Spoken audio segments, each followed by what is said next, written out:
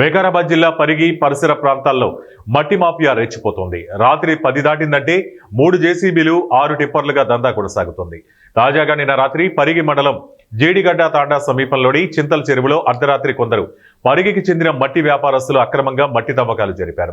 ఇదేంటని ప్రశ్నించడానికి వెళ్లిన తాండా వాసులను బెదిరించే ప్రయత్నం చేశారని వారు ఆవేదన వ్యక్తం చేశారు.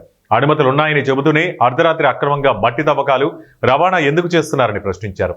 మట్టి అక్రమ రవాణాపై 100కు డైల్ ద్వారా పోలీసులకు సమాచారం ఇచ్చినా పట్టించుకోలేదని, సమస్య ఏదైనా ఉంటే తహసీల్దార్కు ఫిర్యాదు చేయాలని 100 డైల్లో పోలీసులు తెలిపినట్లు వాపోయారు.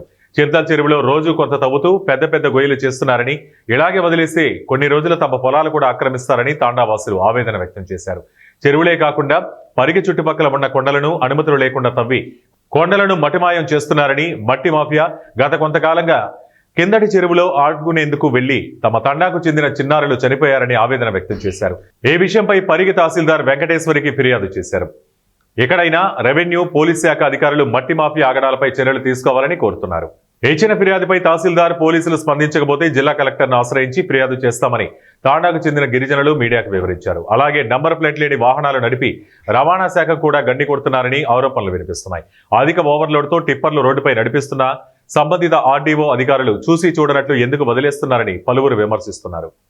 పేరు రమేష్, సాలిపులబాడుతండ గ్రామ పంచాయత్. సో మా గ్రామ పంచాయతీ సమీపంలో ఉన్నటువంటి చింతల చెరువులో అర్ధరాత్రి 12 గంటల నుంచి తెల్లవారుజామున 4 గంటల 30 నిమిషాల వరకు మొరం అనేది చాలా తరలించడం జరుగుతుంది. సో దాని గురించి ఈరోజు ఎంఆర్ఓ మేడకు వాళ్ళపైన కంప్లైంట్ ఇవ్వడం జరిగింది. సో ఆ జేసీబీలు ఏవైతే ఉన్నాయో ఆ జేసీబీలకు నెంబర్ ప్లేట్ మొత్తం తీసేసి మట్టి అనేది తరలిస్తారు.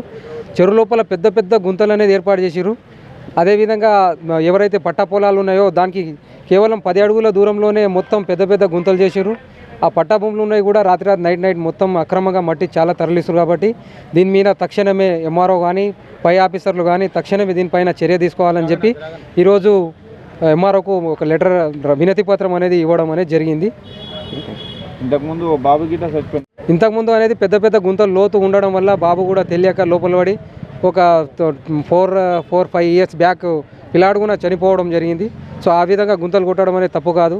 అది వాళ్ళకి పర్మిషన్ ఉంటే ఏమైనా ఉంటే మట్టి తరలించవచ్చు, కానీ పర్మిషన్లు ఏం లేవు. రాత్రి మొత్తం అర్ధరాత్రి నుంచి మొత్తం మట్టి